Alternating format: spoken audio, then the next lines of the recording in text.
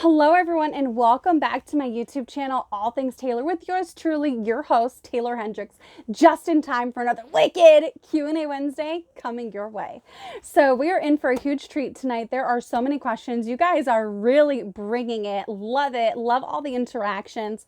I want to give a quick shout out to all of the brand new members in the Taeler Army community. You guys are in for a wild and crazy ride that you will only find with me, Taeler Hendrix, and my Taeler Army. We are so savage and positive and loyal. It is awesome. I never thought that that sort of fan base would be possible in pro wrestling, and yet here we are. It's just amazing. If you hear any funny noise going around in the background, that is totally my doxies, Sally and Slinky, my little sausage dogs. They are living it up right now and like trying to get me not to be working. I actually just got done training 3 dogs, so I am covered in dirt, fur, and lots of love, so I apologize for my appearance. As we get into these questions, please go ahead and hit that thumbs up button so we can get more people in on these fun videos and brand new content coming for you as promised by me, and to just continue growing the Taeler Army community and our presence on YouTube. Super fun. Tell all your friends to like, comment, and subscribe. Comment below this video for your questions to potentially be featured on next week's episode. All right, without further ado, let's jump right in. This question is from YouTube channel. I'm telling you guys, yeah. This person recently watched a movie for Spooktober that they thought was very disappointing. So I thought it would be kind of fun to give them a few movie suggestions. Now, because I grew up in a legit like haunted house, if you believe in that thing, some people do, some people don't, to each their own. I do, I lived it, so it is what it is. With that being said, I don't get scared very easily. I'm a person that's very much just like, what do we got to do? Okay, let's do it. Let's go. It's just very much my personality. So when I watch horror movies, I'm looking for more storytelling and how the acting is versus crazy amounts of special effects or gore. So that's kind of where I'm at. I like a really good story that I can just, get lost in, so to speak. That's what I love about movies. You're on like a little adventure. It's like reading a book, but it's on your TV, So I would recommend, last year on Netflix, I watched Trick or Treat, and I thought it was really good on Hulu. Super good. So I really recommend that one. The story was really, really fun. I loved on Netflix the All Three Fear Streets. I thought those were so cool. I was really stoked. I loved it. My favorite one was the part 2, 1978, because I'm totally like a 70s chick at heart. So for me, it was really good continuity and storytelling from start to finish. So from 1994, I think it was, all the way back to like 1666, and then you end up back in like 1994. Just the continuity from the first to the ending came full circle. Great masterpiece. Loved them. Let me see. I loved The Conjuring. Obviously, Harrisville, Rhode Island, very much, close to me. I liked Insidious and Insidious 2 and Insidious The Lost Keys. I don't know why people were not happy with The Lost Keys. I thought it was a really cool story. And, dealing with death and things like that. I thought it was really fun. I love The Omen. I love the original and the remake of The Evil Dead. I'm not usually a fan of remakes, but I thought they did like really good justice to that.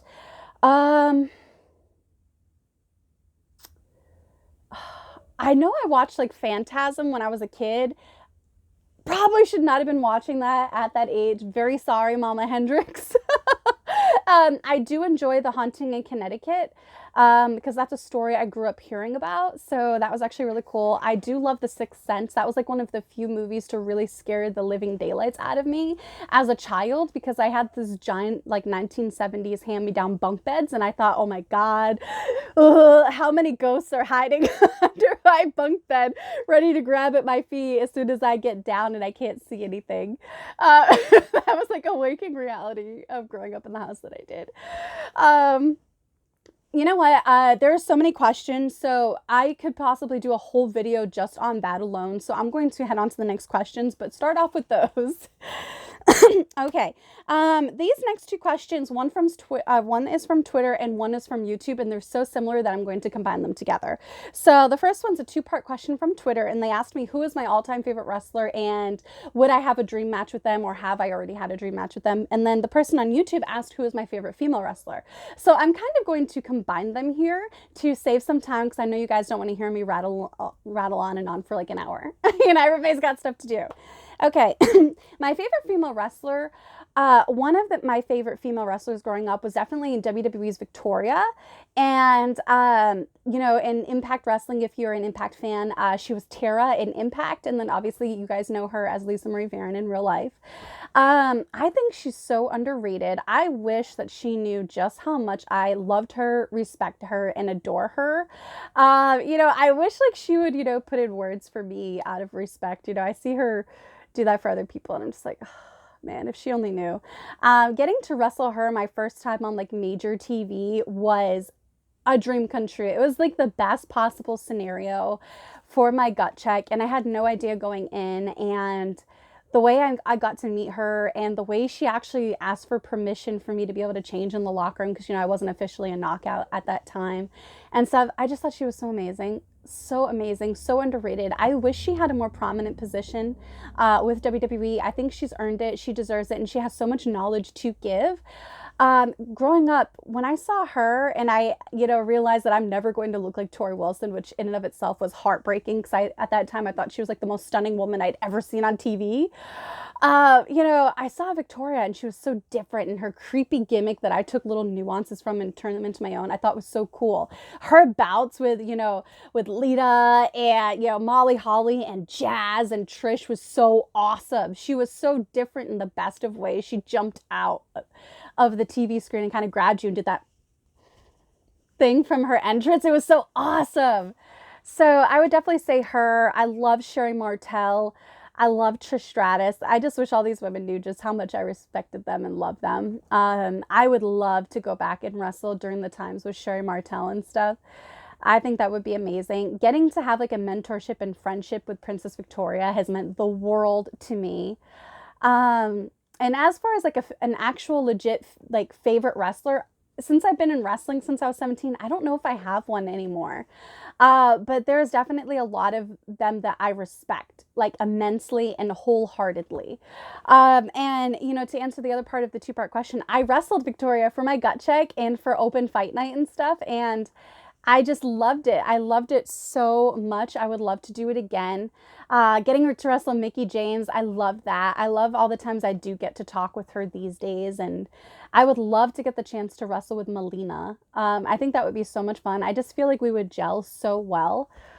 And then, of course, there's so many other women that I would love to wrestle. And favorite wrestlers, I love Roddy Piper. He was so respectful towards me. I was like, wow, this is like a man. Like, this is like what other men should want to aspire to be. He was so respectful to men and women in the business. He loved the business and he had so much knowledge. I feel so blessed that I got to be in a locker room with him and on the same show with him at a very young age because I got to see such a great example that I feel more people should try to live up to. I genuinely feel that way. Brutus the Barber Beefcake was nothing but great to me. He watched so many of my matches because I asked, and he actually came back with legit feedback, not fake feedback that some people do. I have a lot of respect for Bruce Pritchard. He's always, really been pushing for me behind the scenes, in my corner. He always saw something in me. I don't know what it was, but I'm very grateful. I'm very grateful for the training that I got from Rip Rogers because I think that it helped me stand out. Even if I don't get credit for that, I know it's there. Eric Bischoff, when he was super nice to me, in like a moment of like uncertainty and like nervousness and whatnot. And then obviously for Vince Russo, who has been in my corner for quite some time and has really allowed me a platform to grow and show the many different talents that I always felt I possessed, but was unsure of myself based on the environments that I was in. So there's a huge list of people that I'm very grateful for and glad that I had the interactions that I did with them. Again, I could do a whole nother video just on that because I've met so many people from all over, since I've been in wrestling since I was 17 and I started going to conventions at 15. So, more than half of my life at this point. So yeah. Another person on YouTube asked me, how do I maintain such a positive outlook? I could do a weekly series on this. I have to work daily on positivity. I am not a person that, I guess I would say I wear my heart on my sleeve, and that's good and bad. In a business and in an industry like wrestling, that's very bad because then people can figure out how to take advantage and use you or your emotions or your dreams or your feelings to their own ends, and that usually doesn't end up well for you. But I also think having my heart on my sleeve keeps me in touch with my own humanity as a person. And it kind of keeps me grounded in a sense that I remember why I fell in love with this and who I want to be someday. Because I always still envision myself as somebody who's still growing up, you know. Even though I look like an adult, I feel like I'm still, every day, I'm still trying to be better than I was the day before. And so, you know, every day I have to work on positivity and a positive outlook. And I think that that's okay to say. It's okay to have a bad day. I have my bad days too. I struggle with, some of the experiences that I've had and all the people that I wish would have done something or said something because they knew and they don't. And, they talk about solidarity, but they weren't there when solidarity really mattered and things like that. I struggle. I struggle.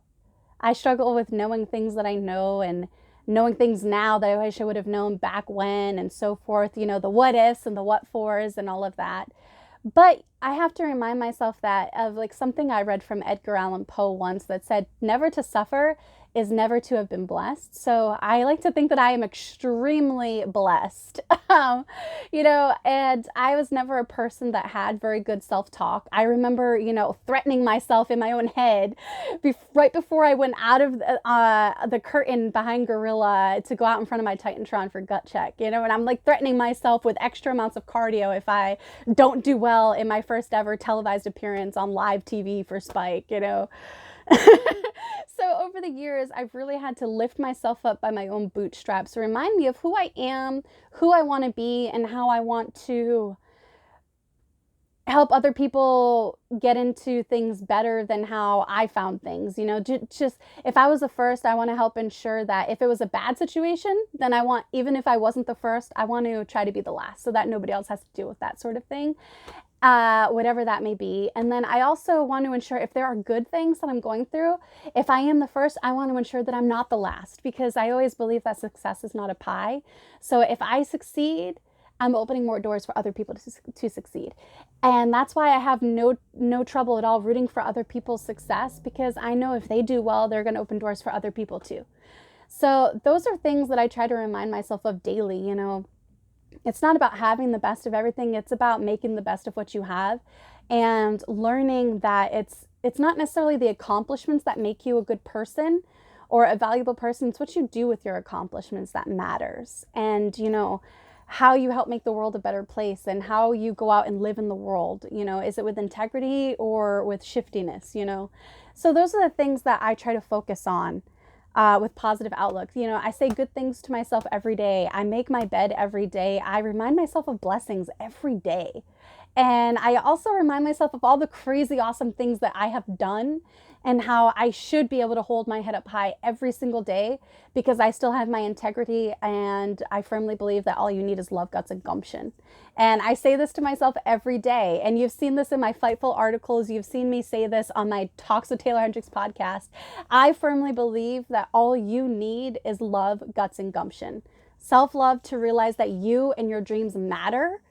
Guts to go after those dreams and believe in yourself when nobody else will, and hold firm to your integrity, because once it's gone, it's gone. You can't buy it again in a store.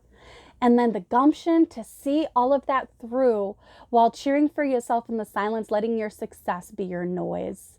That to me is the best way to be free with your authenticity. And that to me is also the most powerful thing that I have learned in this part of my life. And I want more people to learn that faster and younger than I did, because I think the more people that get on conversations like this, the world will be such a better place. And that's the whole reason for my podcast, getting people in on conversations to help us all be a part of someone else's survival guide. So those are a lot of the things that I think about and I talk to myself about to constantly be working on my own positive outlook. There is no one size fits all. But if more of us start, being kind and sharing what works for us, maybe other people will help find what works for them. And then we break that negative cycle and start being more positive. It's not about being more woke and aware. Everybody is aware. People want to talk about being woke, but like, what are we doing to make the world a better place? What are we representing to show kids how the right way is to be and to go out and be the adult you needed as a child? How many of us can raise our hands and say, I'm doing that actively every day? That was my cat. So, that's how I try to take care of my positive outlook every single day. It's a daily thing. Someone asked me on YouTube, have I ever considered acting, because they think I look like I would be in I think they said a superhero or sci-fi film. I have thought of acting. That was something I loved even before I discovered wrestling. Betty Davis, man, she's my idol. She's, my example of a golden standard. And I always say that I want to be the Betty Davis of my generation. And I really believe that. So yes, I have considered acting. And I can't really say any more on that at this time. That piggybacks off of another question from YouTube that said, if Hollywood would ever consider a new Underworld movie, would you ever want to be Celine? Yes. First off, I love Kate Beckinsale. I think she is so stunning. Crazy stunning. I loved her as Underworld. I got to see that when I was in high school, and I loved it so much. It was so much my gothy, like, gritty vibe that I just immediately fell in love. And every year in Latin class, we got to pick our own Latin names. And so I chose my Latin name to be like Celine from Underworld in Latin. And stuff like that. So that's totally Taeler Hendrix. The latter part of my career, I was definitely channeling a lot of Celine from Underworld meets Eliza Dushku from Buffy with a little bit of like Maleficent in there. So I was very much channeling that vibe. I think I wore this really awesome outfit at Lucha Patron that was completely head to toe black, and it had this long train.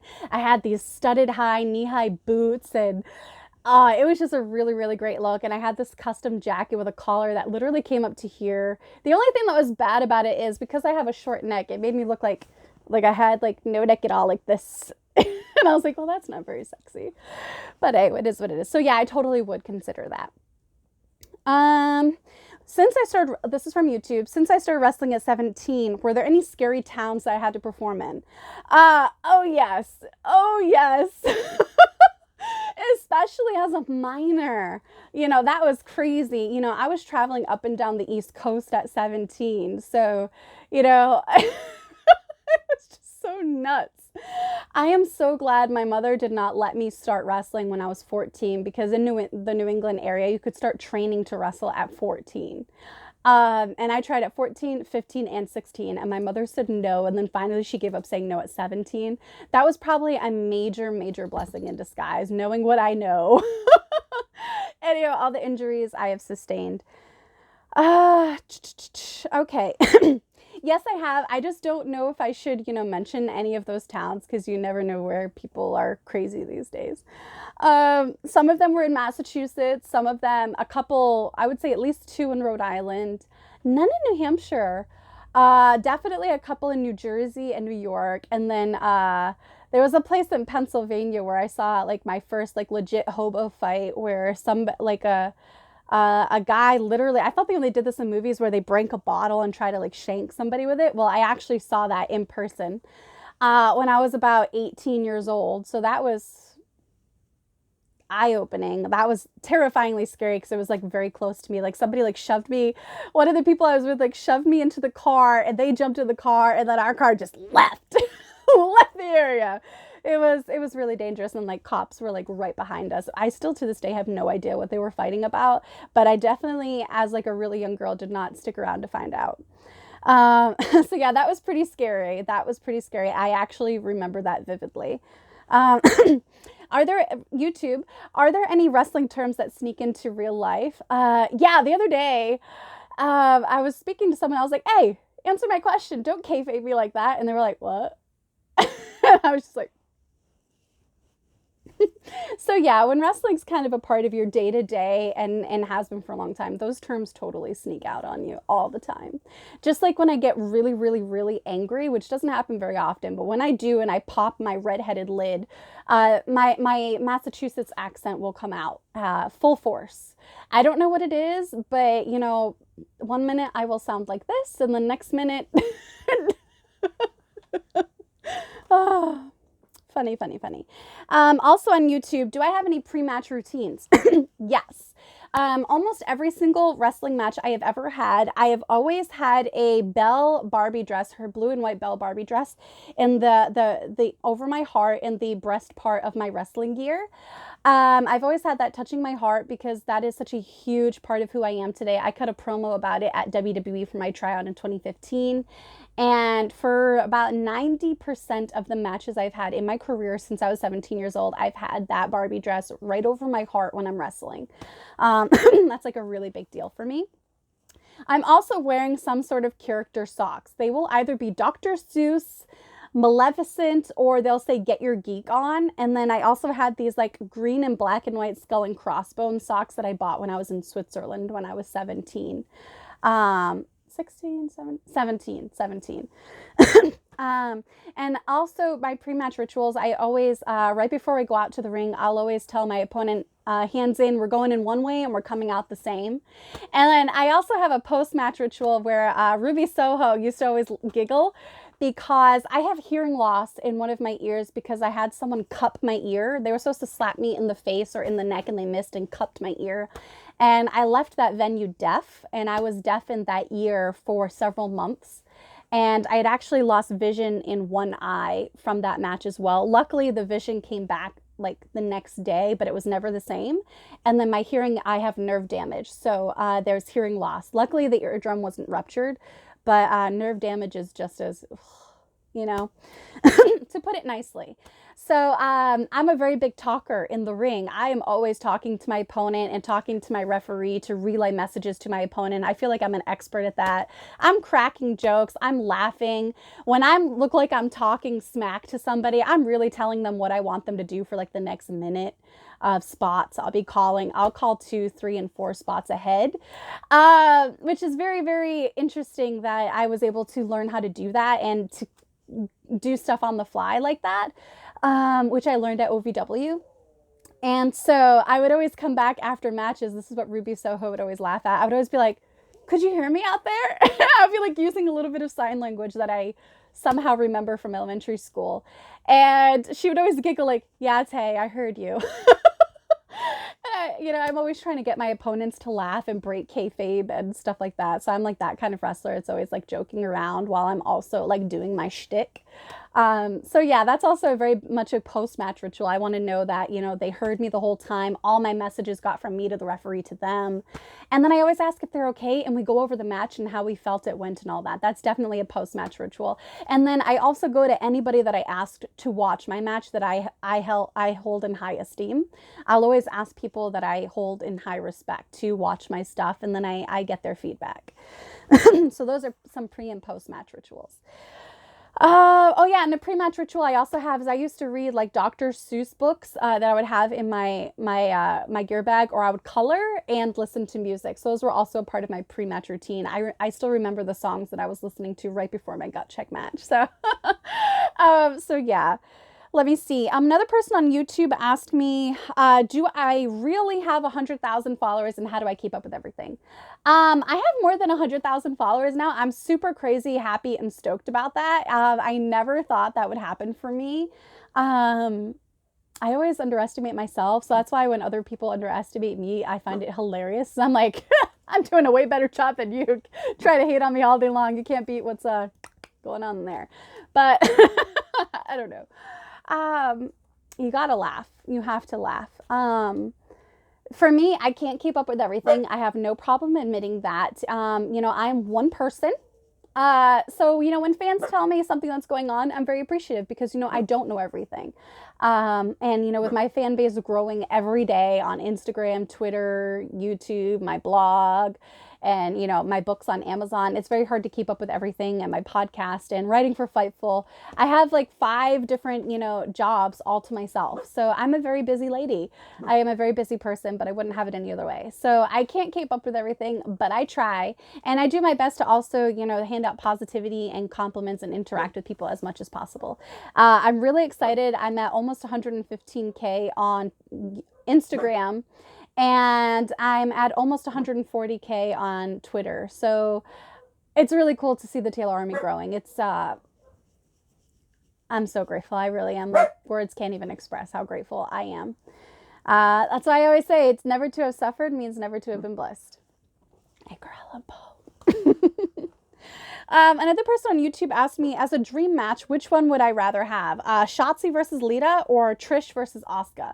Asuka's my girl, y'all. I love Asuka. Her and I have some really funny interactions on Twitter and Instagram. But I also get along really well with Shotzi. We were on the Indies together, and we were supposed to have a match, but it got canceled because of the fires.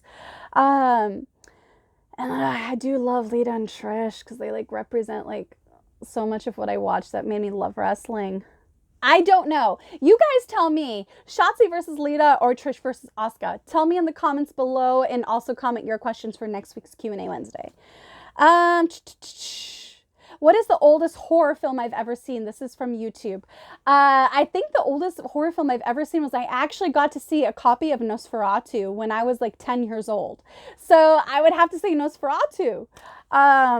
Yeah, and what are some of the video games that I love to play? I'm super like old school, so I love this Tetris game that had like this archaeologist guy, and he would go across the blocks, and there was this like spiked thing that would drop down every so often if they touched the archaeologist and you didn't finish the puzzle to get him through to the next part of like the pyramid or whatever, he would die. And when you're playing against somebody else, every time you get 2 or more rows completed, it sends the blocks over the other side. So I loved that. I'm very competitive.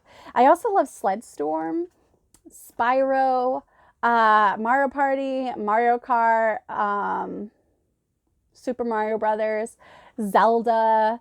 I really like the Deadpool game. Arkham Asylum was kind of really difficult for me. I don't want to admit how difficult. Embarrassingly difficult. There's a lot. Okay. And okay, this is the last one. So we were able to get this in under 30 minutes. What is the most embarrassing thing that has ever happened to me in a match? Honestly, I don't know. Because a lot of stuff that could have been embarrassing, I just tried to play it off to my advantage. One time at Ring of Honor, my gear broke. And I remember Kelly Klein lifted me up into her finisher, which was this like stalling thing upside down. And I was like, well, thank goodness I'm a girl that, you know, adds extra measures to protect myself, or else that would have been probably very enjoyable for fans and not great for Taeler Hendrix, to say the least. And luckily, you know, everything was great because I am that cautious person that, you know, takes precautions. So that could have been embarrassing. And then another time that happened with ODB as well, and I just used it to my advantage. I played it off. I remember when I was pretty early on in my career, I was a heel when I should have been a babyface because I was going against a veteran who hated me, and being the heel while she's the babyface and she already doesn't like me and wants me to pay my dues. Like, she always wanted to beat the living daylights out of me, and she did quite a bit. So it was very awkward. Oh, hi, Sally Sausage. Hello. Hi, baby. So I'm pedaling backwards doing like this cowardly heel thing, and I trip over the ring stairs, and I just played it up like a comedy skit, like I meant to do that. There was this one time where a girl like legit messed up one of my signature moves, and everybody in the crowd knew it was messed up. So instead of trying to insult them and act like everything was okay, I was just like, she done fucked up. And I just like let everybody know, and then I continued on. Oh, there was one time where I slipped on the apron. because the staging was at such a decline that all the girls, when we had to wear high heels to be valets, it was it was too steep to walk and they didn't have any grip. So I like legit slipped. It was embarrassing. It was like what happened at, I think it was WrestleMania, where one of the girls slipped. It was like that. But maybe perhaps the most embarrassing thing was my first time as a WWE extra, and we're going over the Adam Rose shtick, right? And it's a house show, and all of these superstars are gathered around the ring to, you know, look at all the extras and whatever, and they're waiting to get in the ring to go over their stuff. Well, I decided not to take off my heels, and we're practicing, you know, the dance all the way around the ring on the outside, and they have the mats out already. And if you've never walked in heels on those mats, consider yourself lucky. Well, it wasn't balanced. My heel sunk into like a gap in the padding, and I went down hard. Raylan was there. It was so embarrassing, and like all these WWE superstars saw me, and I just got back up and continued the dance. Like a rosebud would. But that was probably one of the most embarrassing moments. Oh, there was another embarrassing moment too that... Oh, that wasn't really embarrassing. Okay, so those are all the questions this week. Thank you guys so much from Twitter and YouTube. You guys rock. Be sure to give a thumbs up for this video. Comment below whether you want to see Shotzi versus Lita and Trish versus Asuka, and as well as your questions for next week's Q&A Wednesday. Sorry this was long, but I wanted to make sure I got all the questions that were missed because we did not do last week's Q&A Wednesday. Thank you guys so much for tuning in, and be sure to check out all the rest of the content coming your way, including the return of Taylor's Tiny Kitchen with a taco salad recipe that is easy peasy on you and your wallet for DIY recipes. Talk soon, everybody.